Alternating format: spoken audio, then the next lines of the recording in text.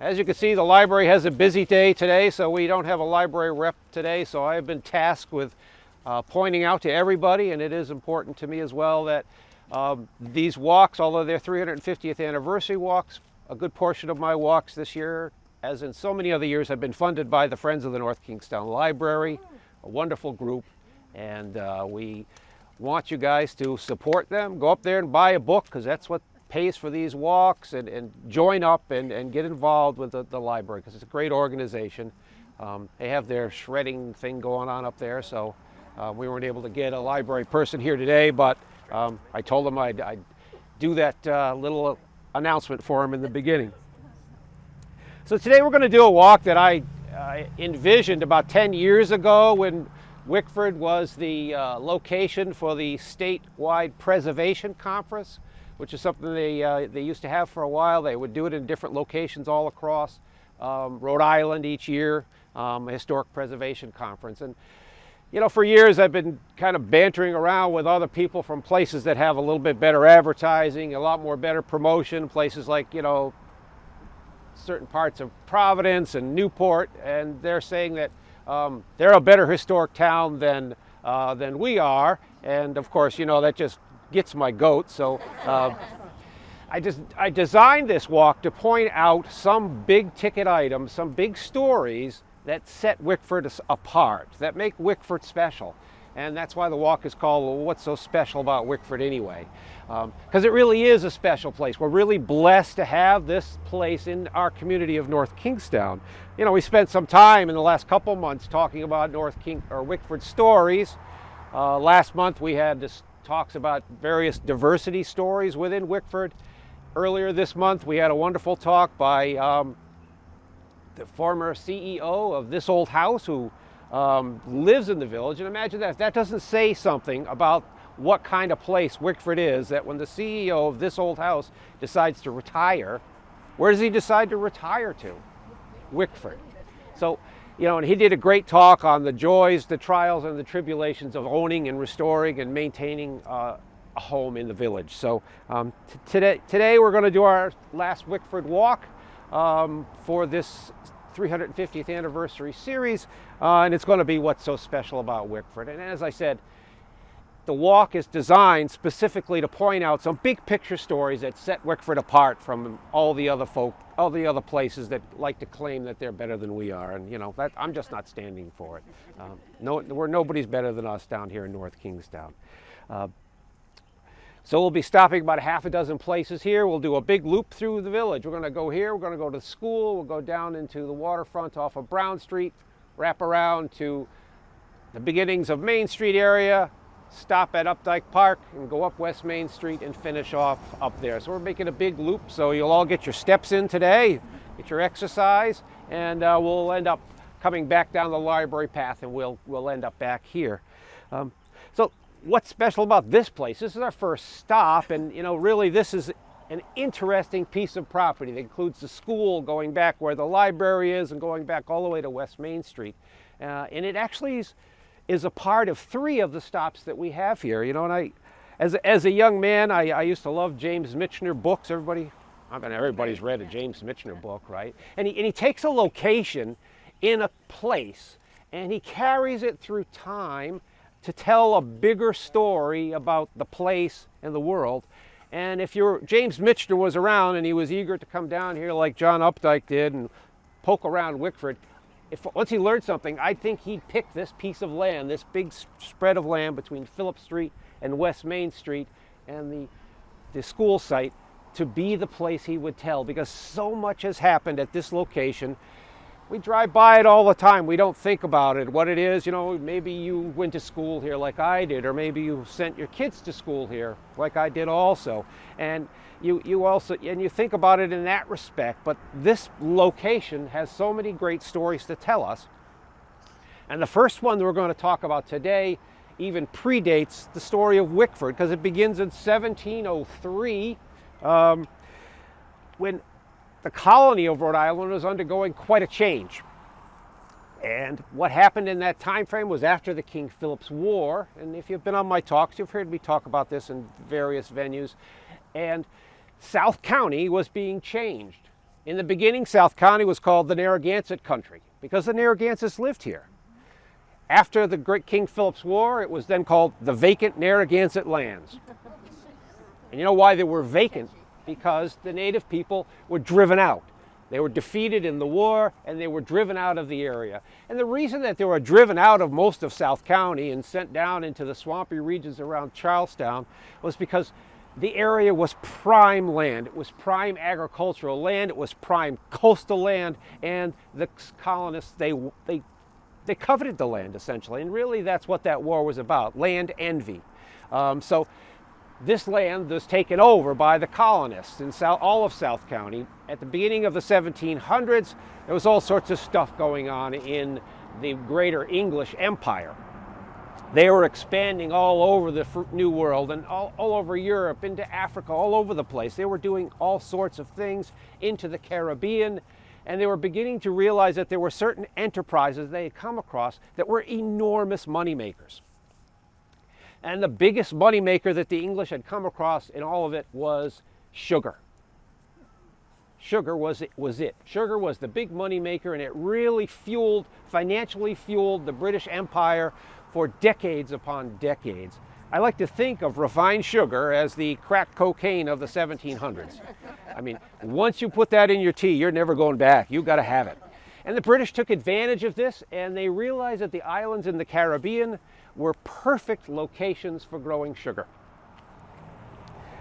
They didn't want to spare an acre of land down there in the Caribbean islands after they took them over from the Spanish to do anything but grow sugarcane down there. That was it. It was just making them so much money. They were so sure that they were going to make a fortune on the sugar that they cleared every bit of land and they planted it all in sugarcane.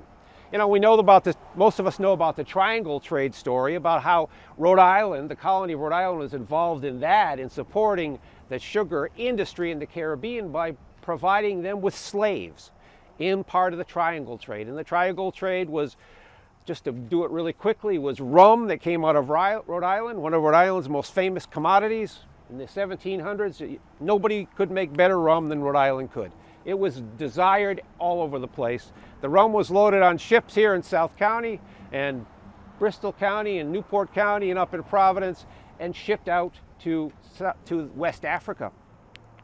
In West Africa, the rum was sold/bartered for money and slaves. So the rum would go off the ship in barrels, slaves would be loaded back onto it, and the ships would then go to the Caribbean islands where they would then drop off the slaves, barter again, sell the slaves, get money plus enough molasses to reload the ship, and molasses comes back to the Narragansett Bay, and molasses is, of course, in the 1700s, the primary ingredient in the manufacture of rum. So that's the triangle trade. So Rhode Island was already supporting them in that aspect. But here in South County, we got into another area where we were again supporting this money-making venture of the British Empire in the Caribbean. And that's being the breadbasket for the Caribbean. Because as I said, the British cleared every acre of land and planted every acre of land in the Caribbean in sugarcane. No more grazing fields for animals, no more food farming for the people who lived down there who were by then plantation owners and slaves working on the sugarcane plantations. No more places to raise livestock, nothing, because there was just too much money to be made in sugar. So where did all the stuff that would be needed to sustain this organization down there, to feed the slaves, to feed the plantation owners, to provide the animals necessary to move the sugar cane around, where did it all come from? It came from a group of men called the Narragansett planters, who were connected mostly to the Newport merchant class, and were sent over here and pretty much given all of South County. That included the Updikes, who were already here. They were grouped into this. But think about that. We're talking about 13 or 14 families that essentially owned the vast majority of everything we think of as South County now. Huge agribusinesses that were supporting the Caribbean, growing the grain that they needed, raising the horses that they needed, raising the cattle that was needed for down there, raising the sheep, growing vegetable products, and all of it being shipped out of the Narragansett Bay down to the Caribbean. And that was the basis for the whole Narragansett Planter Society. It was really about supporting that incredibly profitable industry of the British Empire in the Caribbean. So what does that have to do with this location? But the reality is that there wasn't just, they still weren't having enough. They still didn't have enough produce, enough animals, enough stuff to support the Caribbean. So the Updikes were involved in taking a location, this location, and this road out here, which was called, let me get the Indian name right, it was an Indian walking trail at that time called Mascompausic. And the Mascompausic Trail was a trail that led from this area, which is the centerpiece of the Narragansett world at that time. In the 1500s, the chief sachems of all the Narragansett tribes lived in and around North Kingstown. So this trail led them into eastern Connecticut and on, followed eventually all the way over to the Connecticut River, where you could go across it and reach the Indians in the New York Iroquois Nation. So this trail was then taken over. Of course, the Narragansetts are gone by now and turned into the 10-rod road, a name we all know. And you think about it, what does that actually mean, the 10-rod road? Now, a rod is an Old English unit of measurement, equivalent to 16.5 feet. And so 10 rods is 165 feet. So you're thinking, it's not 165 feet long. It goes all the way from Connecticut down here, right? And we're talking about a road in 1703. It's not going to be 165 feet wide like Route 95. So what does that mean? What it meant is the 10-rod road was designed primarily by the Updikes and other members of that Narragansett planter class to be a livestock drover's turnpike, which came from Connecticut all the way down through Rhode Island and ended right where we're standing right here. Farmers in Connecticut and western Rhode Island would pay a fee to get on the turnpike and drive their excess livestock down to Wickford. Didn't happen all year round. Typically it was most prevalent in the fall, maybe sometimes in the spring, where they would bring their excess livestock that they had raised throughout the season and they couldn't sell it locally down to Wickford. They'd drive them down to Wickford, from places all the way out in the central Connecticut River Valley, to sell them here to livestock brokers who were stationed down here in this part of what became Wickford. The 10 rods had to do with the width of the right-of-way. I mean, if you're going from, let's pick Moosop, Connecticut, because it's a fun word to say. If you're going from Moosop, Connecticut down to Wickford, you're not going to get here in 6 hours. That's a couple days.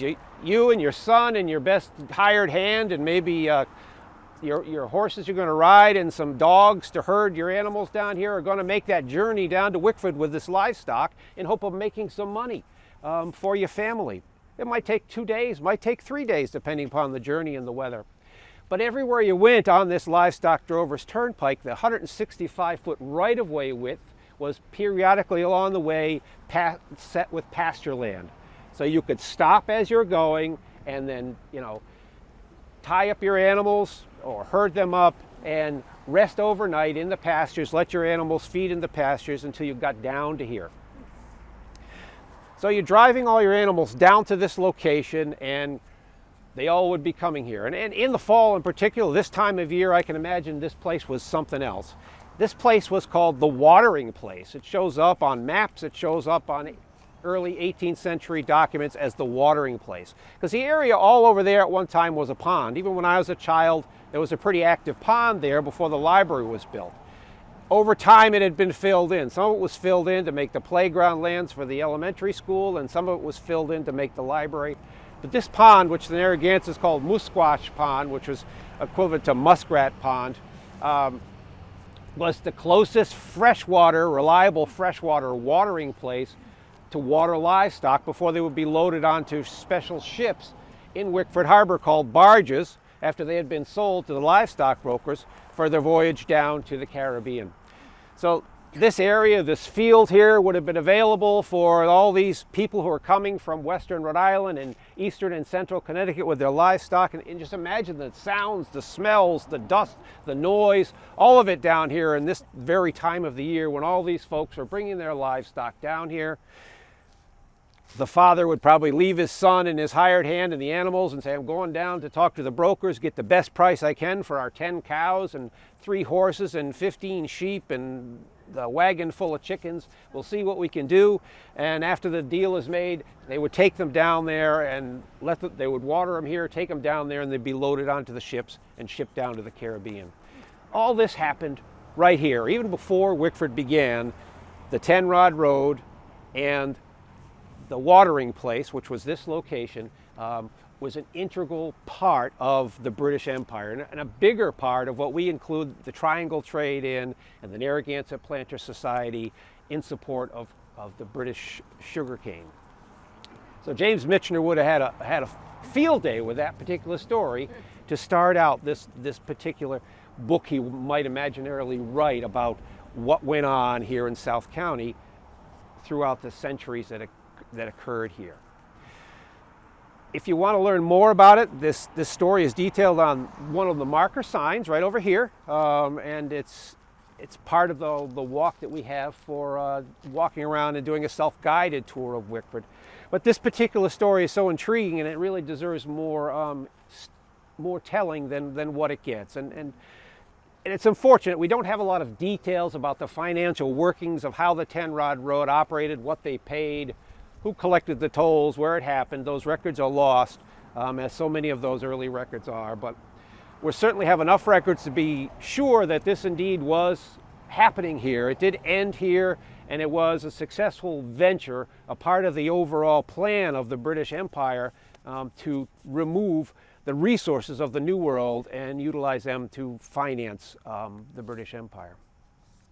So before we walk up to the school site, does anybody have any questions or comments about that? We're going to have the Tim Cranston book on this. The Tim Cranston book? Oh, well, you can watch it on a movie now. Now that I'm retired, perhaps I'll be writing more books. But it's really an amazing story, and it's something to think about. You know, we talk about the triangle trade, but I look at the triangle trade as being part of a bigger octopus of the British Empire that, with many arms and tentacles, that reached out from the New World and really had a lot to do with taking the resources of the New World. That's why all of the European and English powers came over here and saw North America and realized they had never seen such an abundance of resources, and that's really why they came here. That's really, we like to think it was all about religious freedom, et cetera, all these stories we were told as kids when we made our paper pilgrim hats to put on. But really it was about the resources of this place, and the British and the Spanish and the French and the Dutch all looking at it and saying, my God, look at this. We don't have anything like this here. Imagine what we can do with this many resources. Tim, I have a question. Yeah. If you just follow 10-rod Road straight, you hit Hussey Bridge. Yep. I'm assuming that wasn't here. No.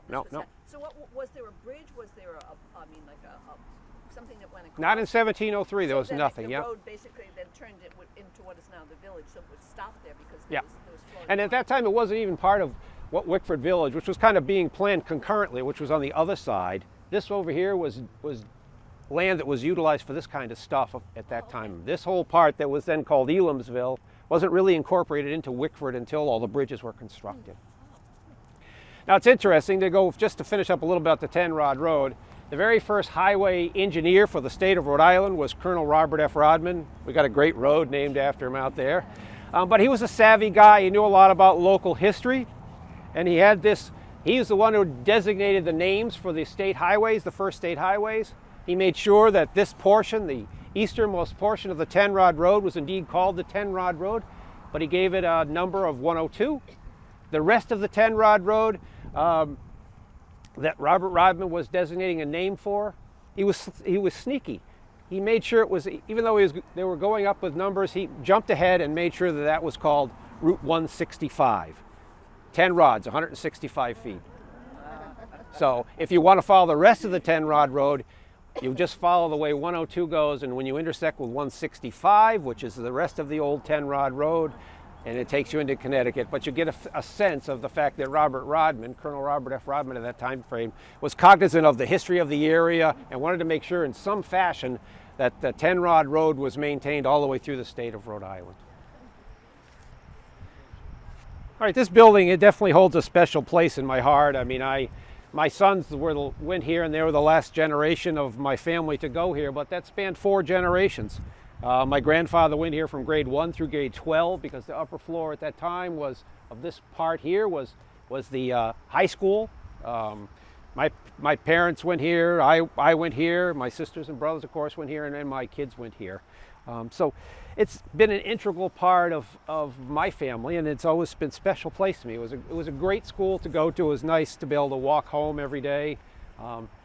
Back to my life as a funeral home kid, run down through the woods where the library is now, even back then they let you go home for lunch, which is kind of interesting. It was just a great school to go to. But it has such an incredible educational pedigree, this site. It's really amazing. I mean, you might remember, if you've been around, there used to be a sign right behind us there that said, site of the first public school in Rhode Island, which was a lie, basically. But it really was more important than the first public school in Rhode Island. I don't know why that sign ever went up there. I used to look at it and think, well, why do we have that up there? What it really was, the Washington Academy, which was founded here in 1802, was something more than interesting and more exciting than the first public school. What it was the very second institute of higher learning in the state of Rhode Island. Only Brown University was around and operating when the Washington Academy began here in 1802.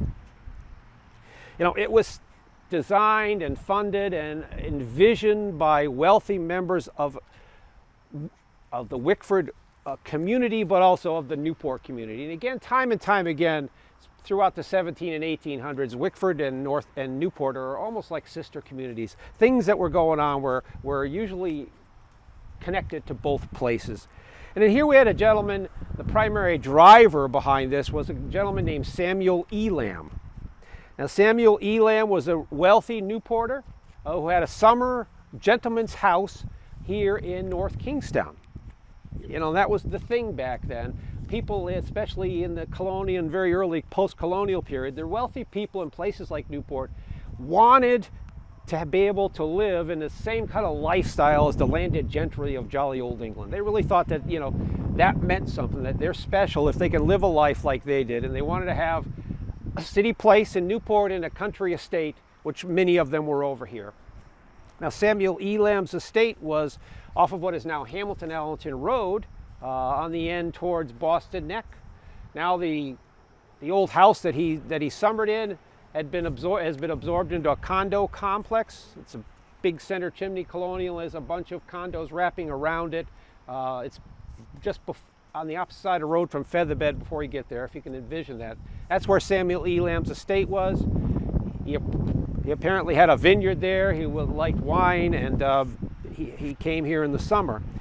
He was known as one of the most educated men in the entire colony of Rhode Island. He helped fund the beginning of the Redwood Library in Newport. He loved books. He realized the importance of education, and he saw what was going on here in what was now the United States, and how slowly public education was beginning to take a hold. Not in places like North Kingstown, though. These were too rural of places, but bigger cities like Boston and New York and Providence, the idea of public education was taking off.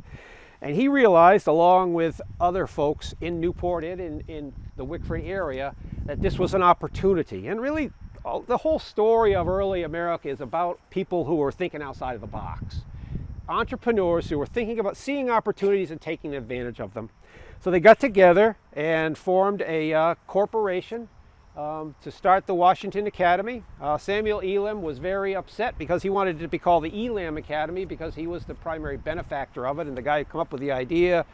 But everybody in the whole United States, as George Washington passed away, was in a frenzy of naming things after George Washington. Everything in the world was getting named after George Washington, and the locals held sway, and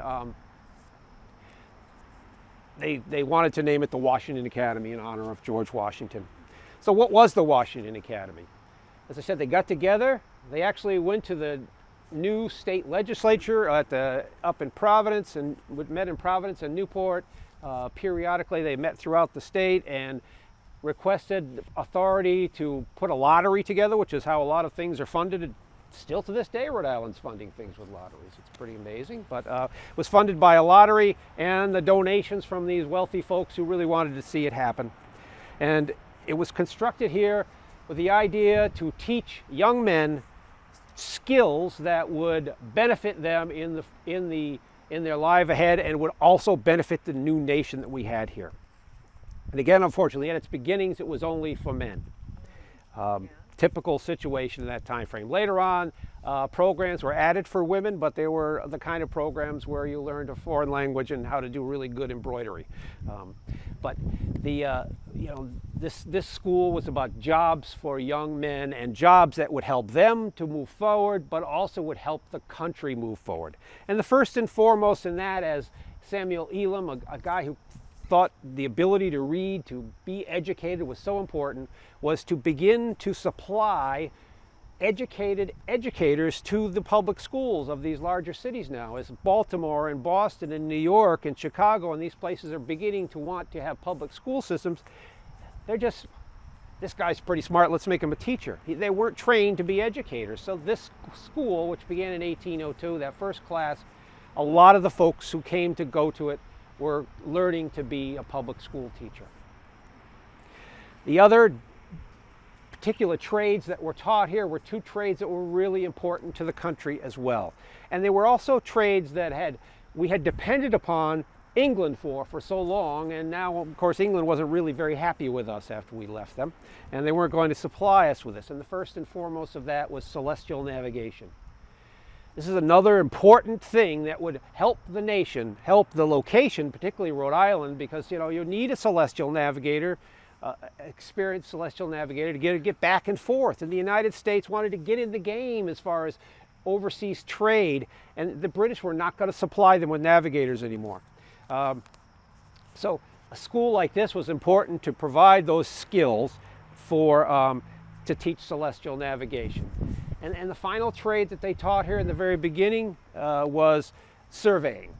Really, you think about surveying, it was, now it's some guys on the edge of the road getting in yellow vests who are worried about getting run over while they're doing their work. But in the early 1800s, surveying was the kind of job that these people who really liked danger went into, because most of the surveyors who were getting trained here were then getting hired by the government to go out and be a part of what they called at that time manifest destiny, the fact that we were going to unite this whole continent into one nation, and they wanted to get out and start surveying the center part of the United States. Again, remember, at this point, we're really only a bi-coastal world. We just have settlements here on the eastern seaboard. Some settlements are beginning on the western edge of the country, but the center part is still all Native American lands.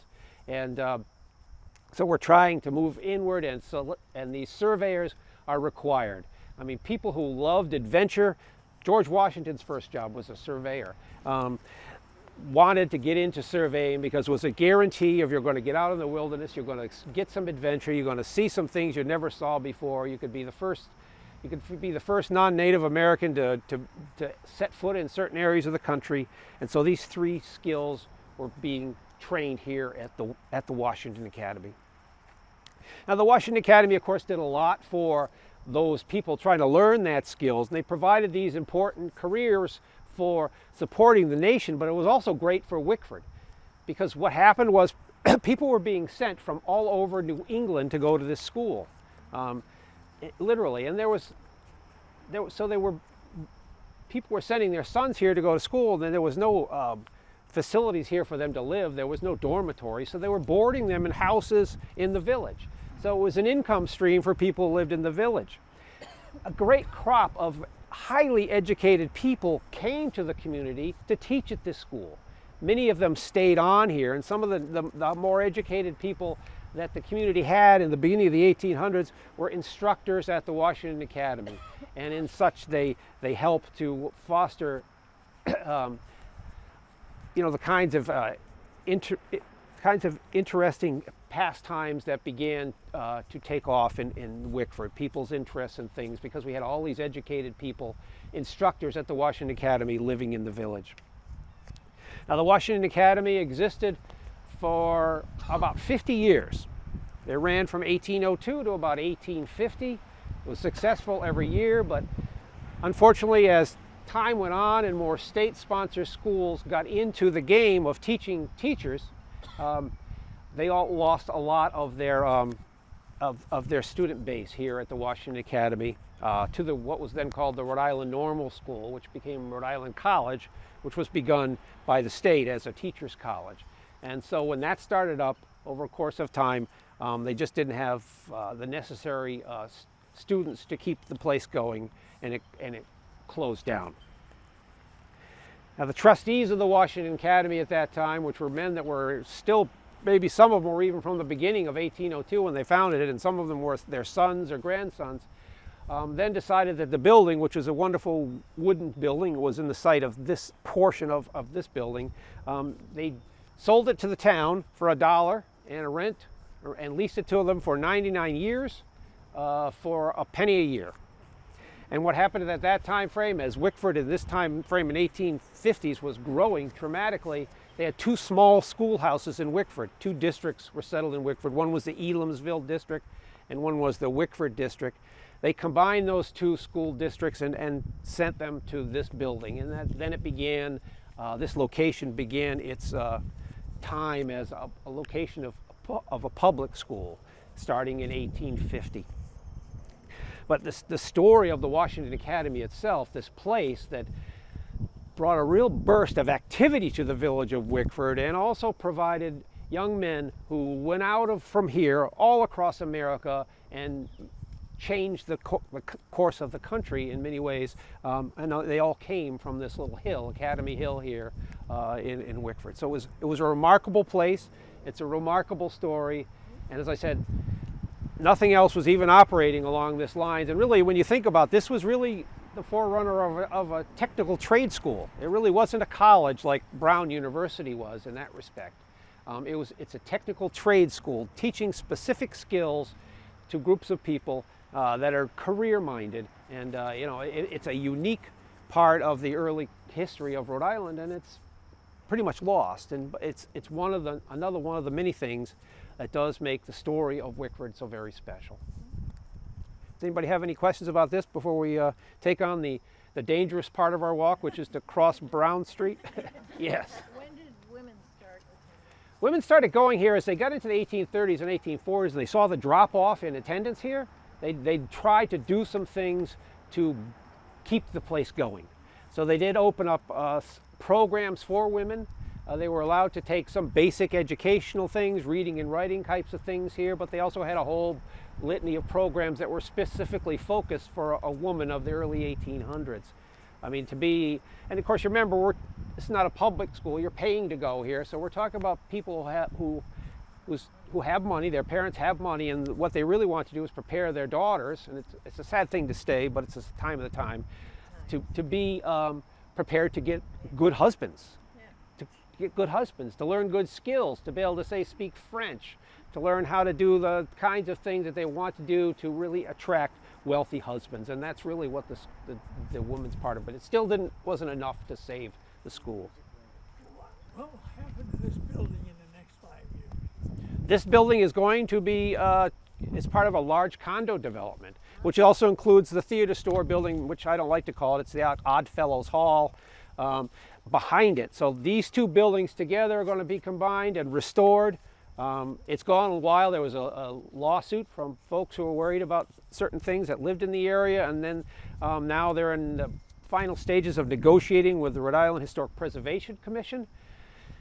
This has taken them some time because they want to get grant money to do this project, the developers, but it's going to be good for the community because the grant requirements mean that they're going to have to save this. It's still going to have to have the character of the school that it was. They're even requiring them to incorporate the old blackboards into the design of the condo complexes. So it's going to save the flavor of the education that occurred here and allow these buildings to serve the community in another way.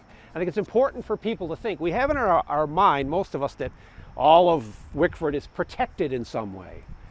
And indeed, we've made strides. We've got some protection in the Brown Street area now, but there's no protection in Phillip Street other than the individual building themselves. So if this project doesn't move forward or a project there, eventually there's no nothing to stop a developer then from buying the place and just knocking it down and putting up some 21st century schlock here.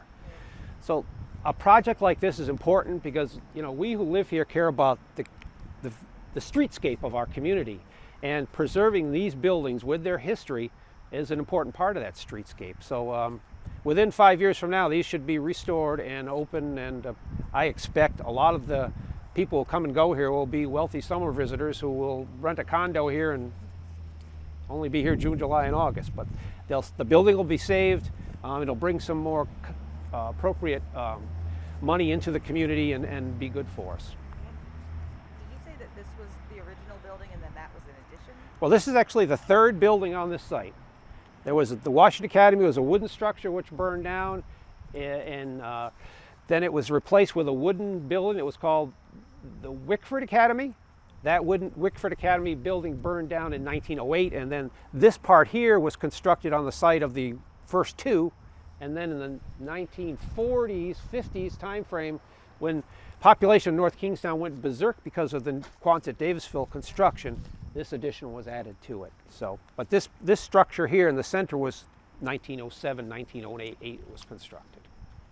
Will you tell me if the story I heard is true? I heard in the 1938 hurricane, the teacher and students were stranded because the property was all flooded. Yes. Mrs. Adams, so I'm sure you remember, the principal of the school.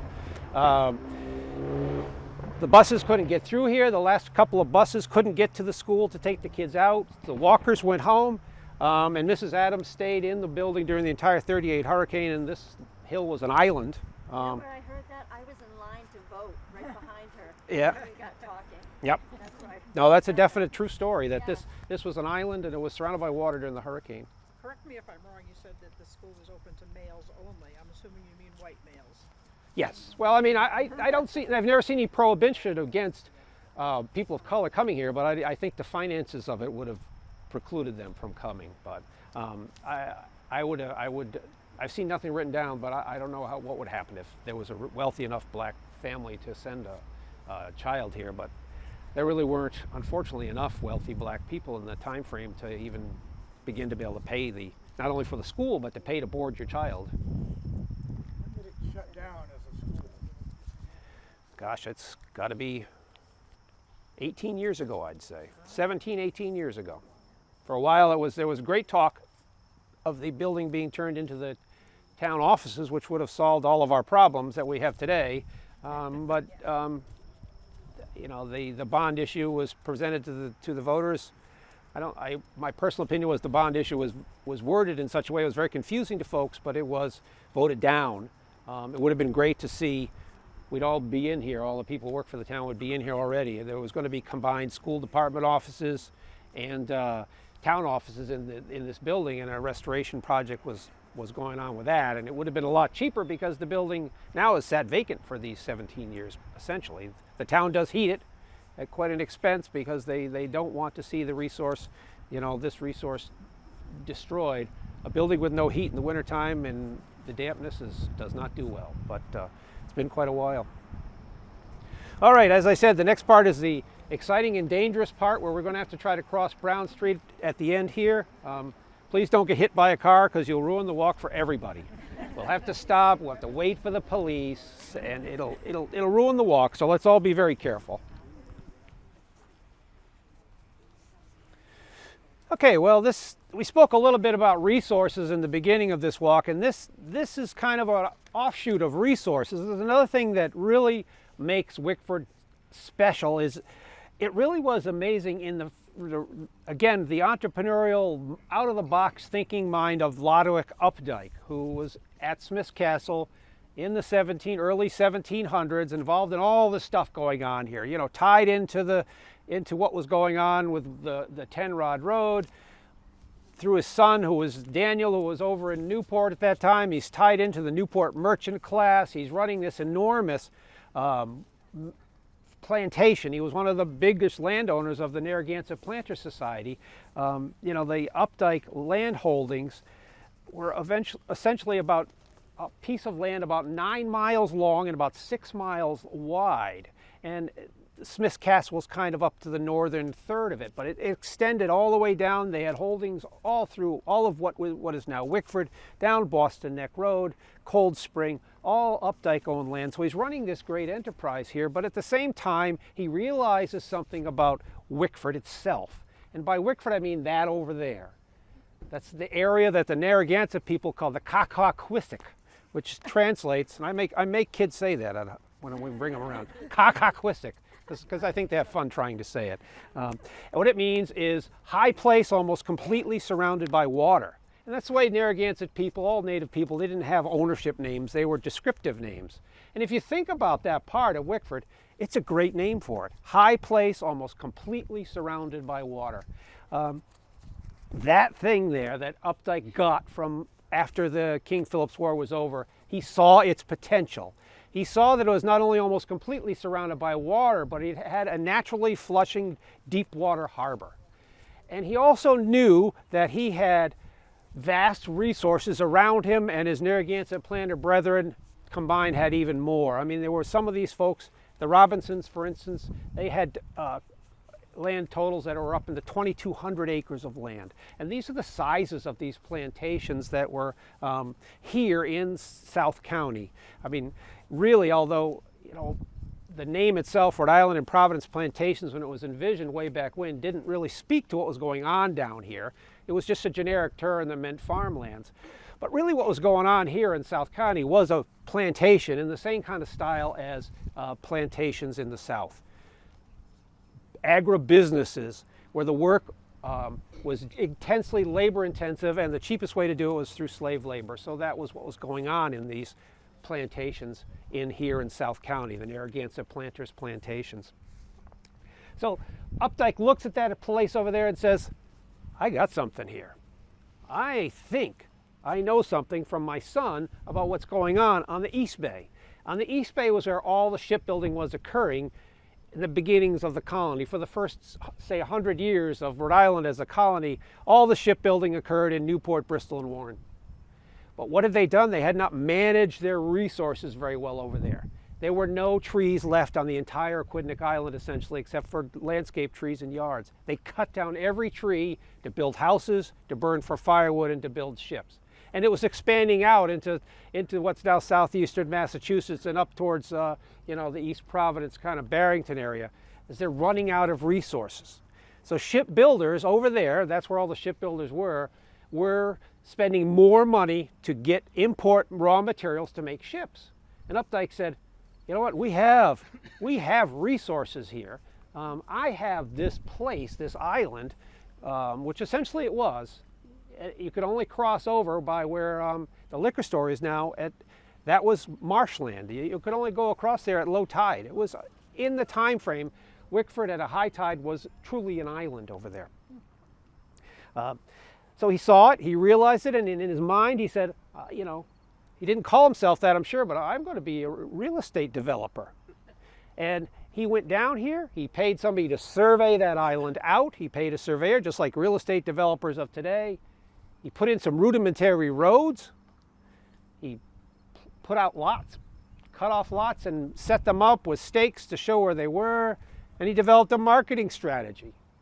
His marketing strategy was to reach out to the shipbuilding community not only in the East Bay, but also in the Massachusetts Bay Colony and say, I know you guys, essentially what he's saying is, I know you guys are running out of resources. We got resources here, up the wazoo. We have no problem supplying you with all the kind of lumber you need to build ships. We have black oak. We have big white pines. We have locust trees. We have red oak. We have all the stuff you need to make ships right here on this island. And I got this land for sale here, cheap. And he had a road that he envisioned, and he called it the Grand Highway, which came down from the Boston Post Road, which is now Main and West Main Street, down into the village. This is one of the rudimentary roads he made up. And what we now call Pleasant Street, he set up and made into a road. He called that Main Street, and he developed this place as Updike's New Town.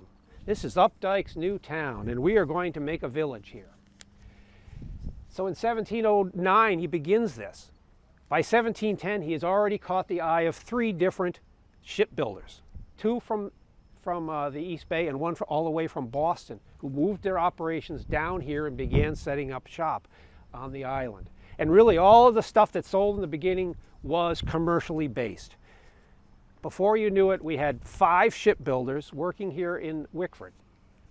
So that island was surrounded by shipbuilders, and then eventually it spread over to this side. And this is where we're going to talk about this particular resource. Wickford began as a real estate venture because we had such resources here, and because Updike was thinking outside the box again, realizing that he could market this place. And the village followed suit behind it. Once the shipyards opened, you needed workers, the workers needed homes, the shipyard owners and the sea captains who came here needed grand homes, stores were needed, and all the kinds of industry that was required to support the shipbuilding industry at that density. I mean, 5 different shipyards. Specialized blacksmiths came from all over New England, from Connecticut, from Massachusetts to set up shop here, not to shoe horses, but to make the iron parts that you need to construct ships, giant spikes and things needed for rigging and such. Rope makers came here, sail makers came here, so you had a whole industry here that was settling here in the village of Wickford, and the village, Updike's new town, sprang up and became what we have today. At the end of the day, as things were going on in the colonies, Lodowick was kind of hedging his bets. There was a real push from Connecticut and Massachusetts Bay Colony as they saw the incredible resource that the Narragansett Bay was. They coveted the Narragansett Bay, just like the settlers in Rhode Island coveted it before them and took it from the Narragansett Native Americans. Massachusetts and Connecticut coveted that bay and wanted to take it away from Rhode Island.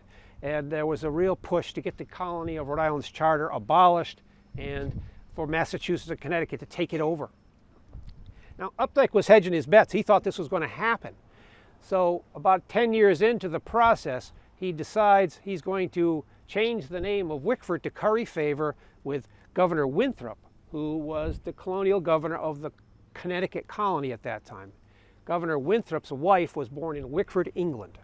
So he decided he would change the name of Updike's new town to Wickford to curry favor with the Connecticut government in case they came over here and took over. So that's how we ended up with Wickford as a name rather than Updike's new town. So now this location, we had those shipyards all around Wickford Island, small shipyards that began in the early 1700s. And shipbuilding in Wickford was the driver. The maritime trade was the driver of the economy here from 1710 all the way up to the beginnings of the Civil War. That's really what this place was all about, was building ships, outfitting ships, and sending ships in and out. This was an important harbor, second only to Newport Harbor in the amount of ships that came in and out on the southern bay of the Narragansett Bay.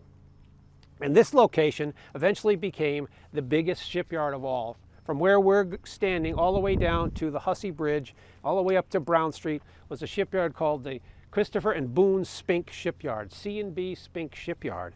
And this is the location where the largest ships were made here. They worked in concert with the other smaller shipyards, and they made enormous ships here in Wickford. I've got some details so I can get them, some of the names of them. Some of the ships that I've seen were the Grecian, the Envoy, the Lion.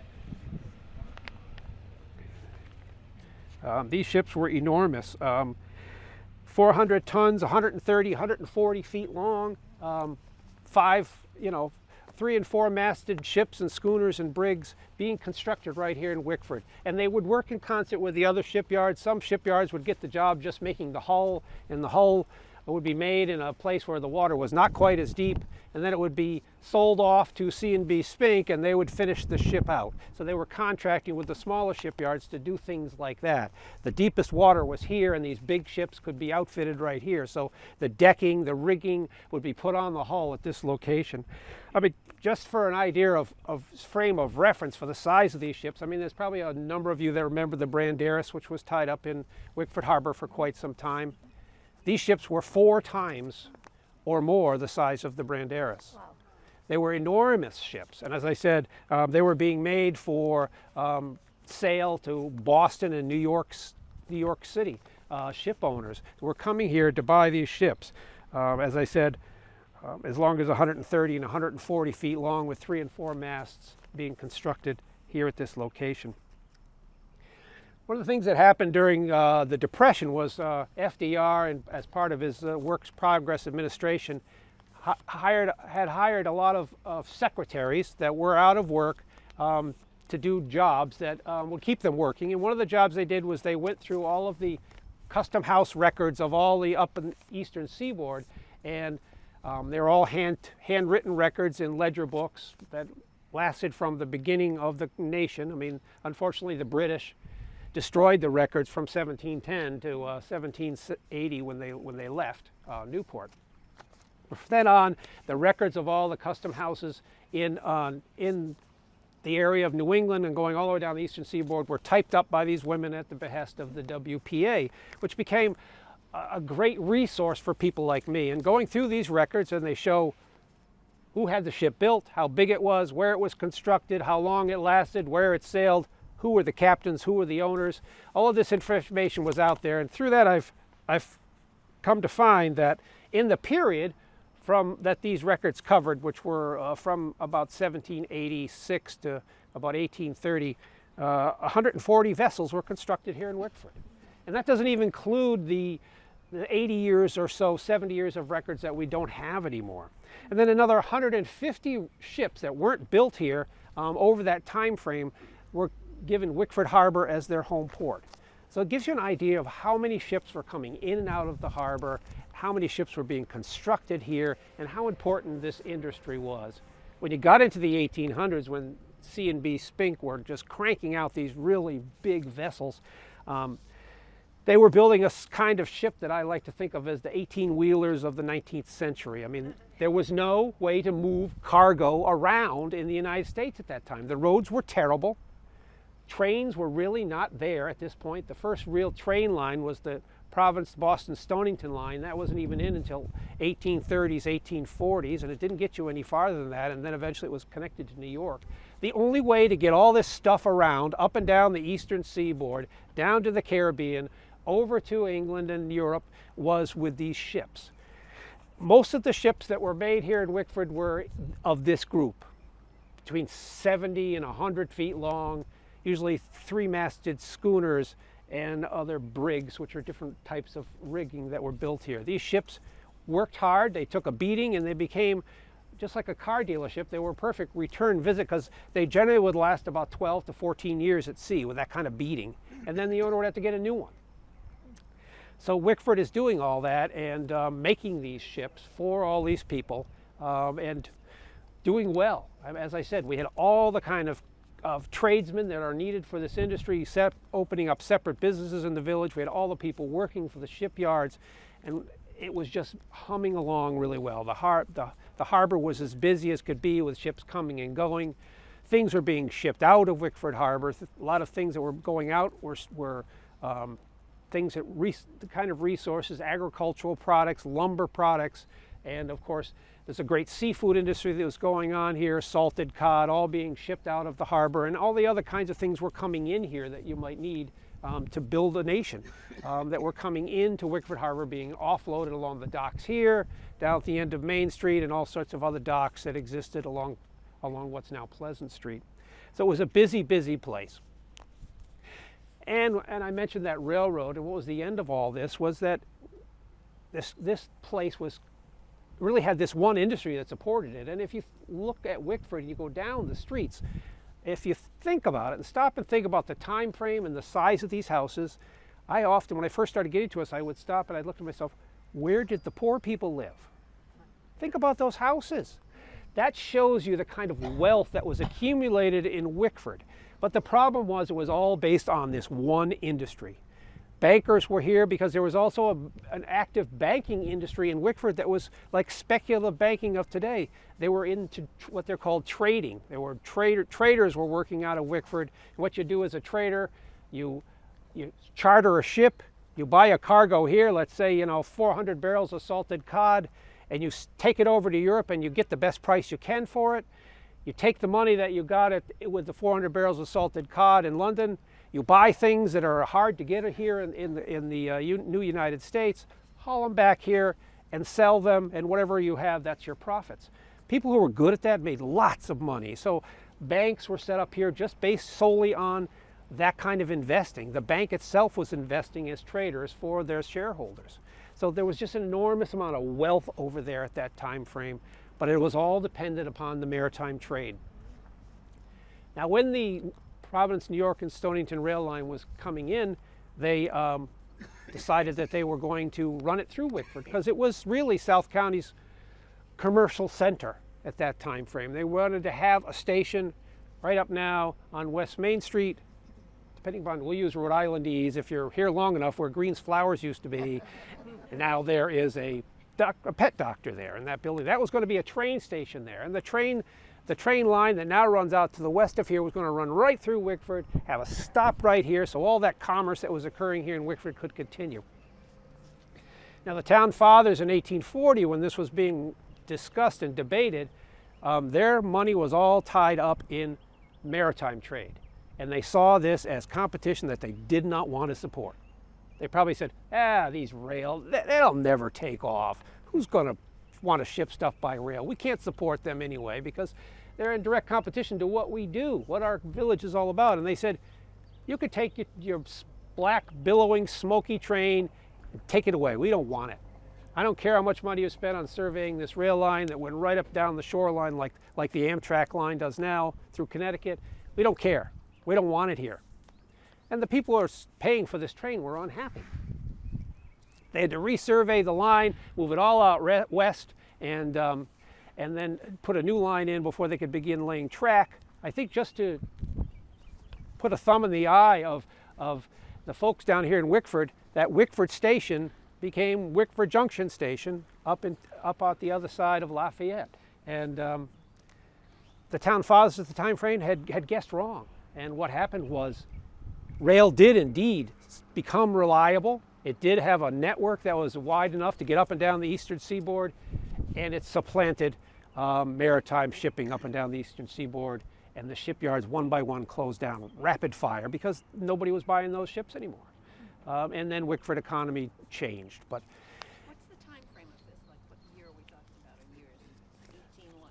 well, the shipbuilding industry began here at 1710, right in the beginning, small, but it really took off after the Revolutionary War, and it burgeoned and went up and through about 1840, and it started petering out. By the time of the Civil War, it was pretty much over.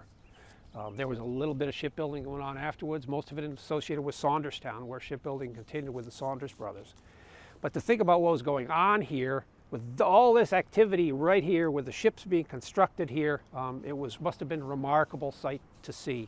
The hustle and bustle that was occurring here as all these ships were being constructed.